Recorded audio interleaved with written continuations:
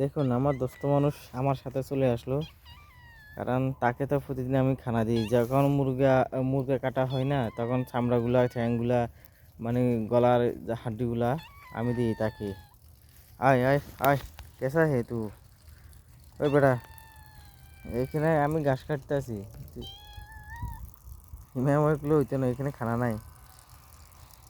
এখানে আমি এখানে ঘাস কাটতে এখানে চলে আসলো।